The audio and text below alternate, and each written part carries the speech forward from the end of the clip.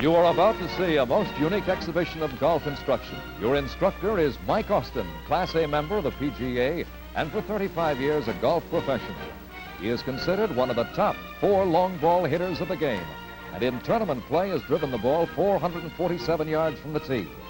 Mike Austin is an engineer, psychologist, kinesiologist, a trick shot artist, and probably the most advanced instructor in golf today. He's just returned from Japan and Hong Kong, where he conducted golf exhibitions and clinics. Over there, he was dubbed Ichiban Utsu, world's #1 hitter. You've been watching Mike's exceptional control and executing the golf swing in slow motion. Now, in just a moment, ladies and gentlemen, you will meet Mike Austin.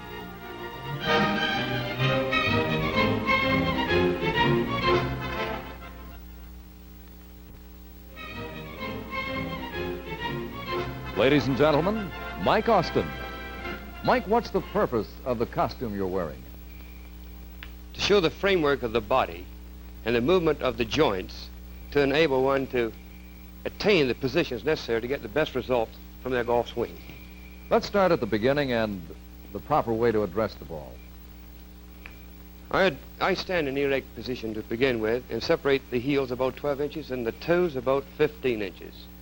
I then bend from the ball and socket joints of my hip about 30 degrees toward the ball.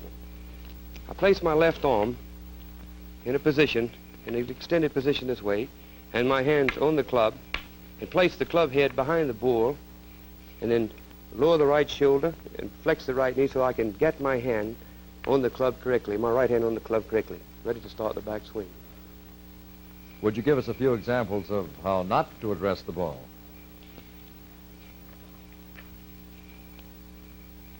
This is improper posture, sitting down and collapsing the vertebrae of the back, dropping all the upper torso down on the muscles of the stomach and intestines and so forth.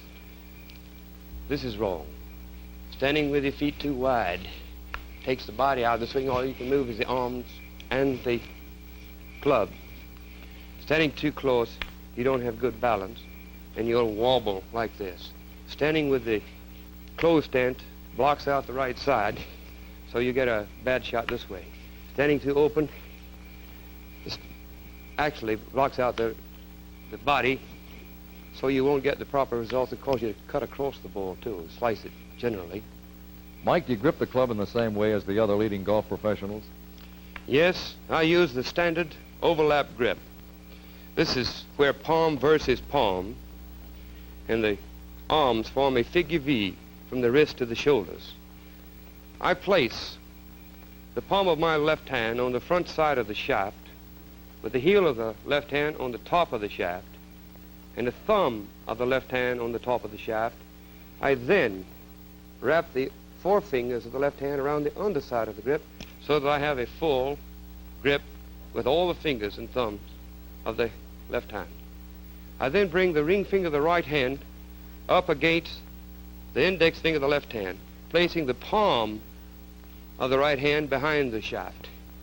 I then wrap the other 2 fingers of the right hand underneath the club and the upper part of the right thumb, which is the heavy, meaty part of the right thumb, over the left thumb, and I wind up with what I call the standard overlap grip. How do you start your backswing? I start the backswing by a coordinated action of these members of my body. I extend the right knee, and I flex the left knee. I'm going to turn to the side so you can see the knee action. By flexing this left knee, that means it goes out. Pulling the right knee back, it sets up the axis on which the pivot is made. While I'm doing this, I rotate the left shoulder simultaneously underneath the chin between the neck and the ball so that it's turned about 90 degrees. This puts me in a position so that I can turn the left side, wind up the big muscles of the back, and get the greatest amount of potential power that you can out of a swing. What are some of the wrong ways to start the backswing? Well, to stand here like this and pick up the club independently is one way. To stand here like this and try to pull it inside too deeply is another way. To stand with the feet too wide apart is another way to get in a bad position to start it. When you start this club, it's got to be a coordinated action of the body and the members, each member of the whole structure of the body, working together with the cocking of the hands, the only independent action in the golf swing.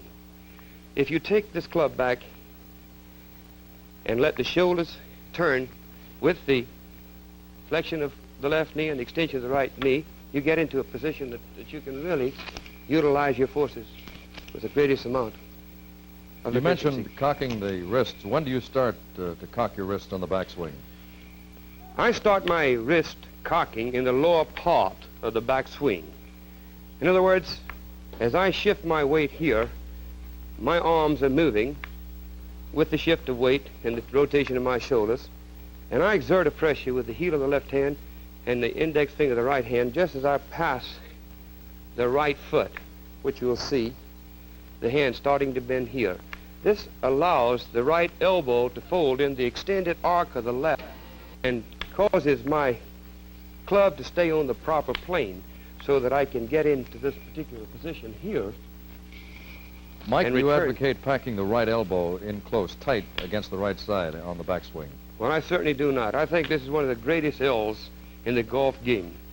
Packing the right elbow does not allow you to separate the club the proper distance here from the ball to attain the force that's necessary to drive it any distance. In other words, you have only a segment to swing this way. When you don't back it, you can get it here and really have time enough to build up some force before you get back to the ball. By packing the right elbow into the right side, it makes the swing flat. It also causes the left shoulder to rotate on the horizontal plane, throwing your head back off your center plane, which you must maintain to have consistency in a golf swing. If you start your swing with this packing the right arm, your first movement is pulling the club off of this track, off of the perimeter of your circle. I try to keep as far away from me throughout the swing as the point at which I address the ball. When I address the ball, if I took the hands and did this, and I got to the top, they're still the same distance away from me. I don't ever want them closer to me than when I address it. I'm that far away from the ball. So you can see the disadvantages in trying to pack the arm here. Rocks the shoulders, takes the club off of the perimeter of the circle. It gives you an unsteady head position, and by doing this, you cannot get the results that you desire. To sum up the backswing, could you show us on the skeleton the particular positions of each part of the body and each movement of the backswing? Well, by extending the right knee, I set up an axis so that I can pivot the left side in toward the ball on. By flexing it, the left knee, it enables the left side to swing. It's like a gate on this post, which would be the right leg. Now, when I get to the top of the backswing, you'll see that this right knee is flexed out like this. It gives me a big base to establish a balance with. Rotation of the shoulder into this position right here winds up the large muscle of the small of the back, so I can utilize those to create force with when I shift over to the left leg to start the downswing. If you maintain a steady position with the left arm like a figure 7, letting this be an axle about which this hub and this spoke rotates, you can time this thing correctly just by unfolding the things that folded on the backswing, you see. So my wrists are folding, my right elbow is folding, my left knee is folding, my right knee is straight, my left elbow is straight. Thank you, Mike. Before we ask you to demonstrate your method of executing the downswing, we'll pause right now for just 60 seconds. Now, Mike, let's get to the downswing. How do you determine just when to start the club head down to meet the ball? Well, when I feel that my weight is supported by the right leg and the right hip, and the big muscles, these large muscles of the back are wound up, the shoulders then, if you actually feel like the left shoulder is facing that ball, you're pretty near wound up. The hands will then be splitting a plane between the right ear and the right shoulder. So you get the full turn of the shoulders with the support of the legs in this way. Now to start this downswing, you've got to shift from what we call the rear axis to the fore axis, which is the left leg. This initiates the downswing. This also is advancing the left arm. It is not a pull with the left arm, a drop down this way with the left arm. It is a shift. It starts the downswing. You shift to the left leg by extending the right ankle, flexing the right knee, stepping down on the left heel, drawing the left knee back into extension to set up the axis on which this pivot will be made in this manner. While you are doing this, your left shoulder is turning from a low position towards a high position. The right shoulder is turning from a high position to a low position on this transverse plane. That is the plane between the base of the neck and the ball. In other words, I don't want my shoulders to rock.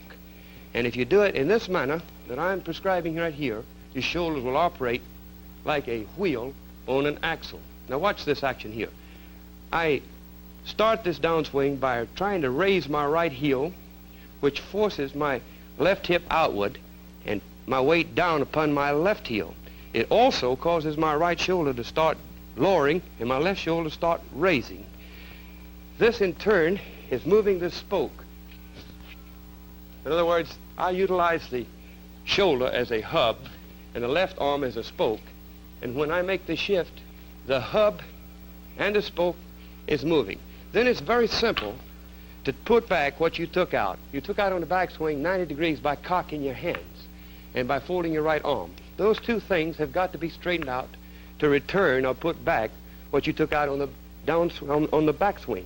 So, as I shift, I'm advancing my left arm by the shift of the weight and the rotation of my shoulders. While I'm doing this, I'm going to try to activate the head by the utilization of my hands so that the club shaft and the club head will swing faster than the left arm, and I can catch the left arm by the time the left arm gets in line with the left shoulder and the ball.